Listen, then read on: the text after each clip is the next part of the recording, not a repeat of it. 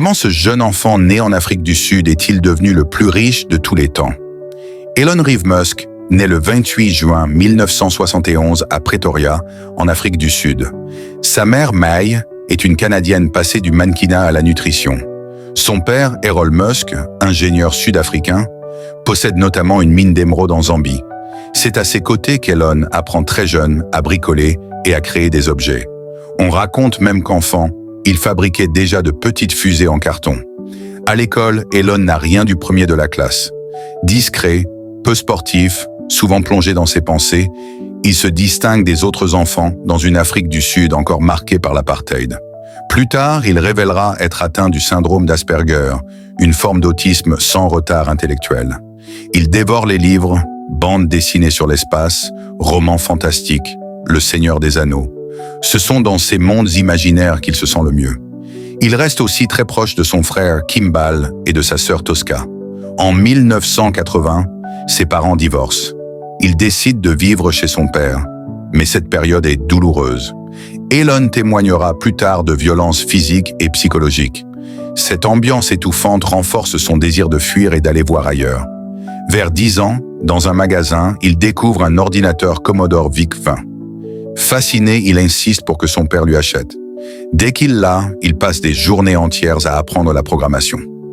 2 ans plus tard, il vend son premier jeu vidéo, Blastar, pour $500, qu'il réinvestit immédiatement dans du matériel. À 14 ans, malgré son talent pour l'informatique, il vit une adolescence compliquée. Moquerie, isolement, tension familiale. Il rêve de quitter l'Afrique du Sud, de découvrir l'Amérique et l'espace. Avec son frère, il essaie même d'ouvrir une salle d'arcade, mais leur jeune âge met fin à l'idée.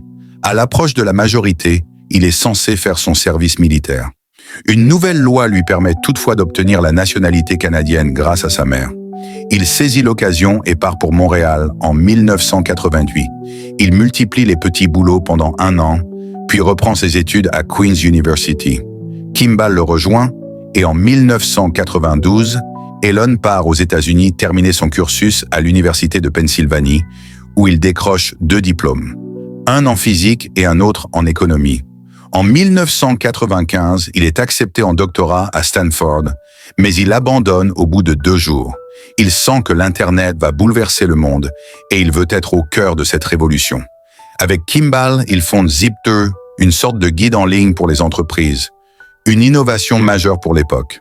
Un investisseur canadien leur apporte $3 millions.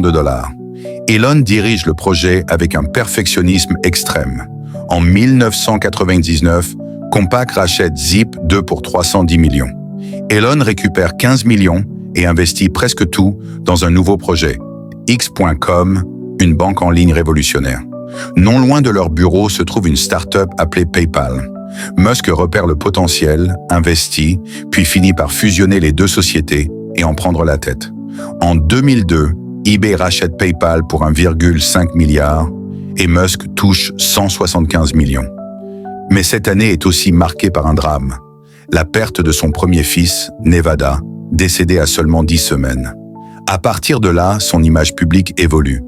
Plus froide, plus audacieuse, parfois étrange, mais toujours tournée vers de grands objectifs.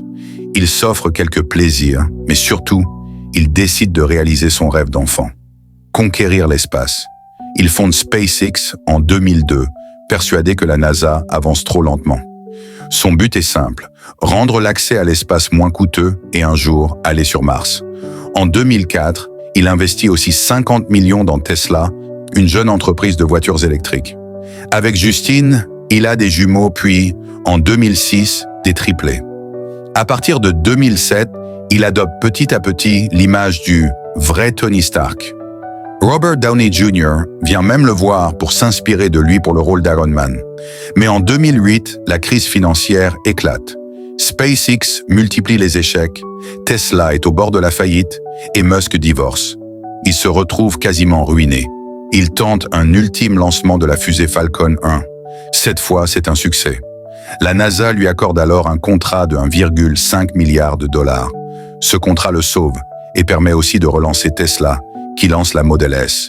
Entre 2009 et 2012, il travaille sans relâche. SpaceX commence à ravitailler la Station spatiale internationale. Tesla entre en bourse. Et aujourd'hui, Elon Musk est devenu l'homme le plus riche de tous les temps, avec fortune estimée à plus 500 milliards de dollars.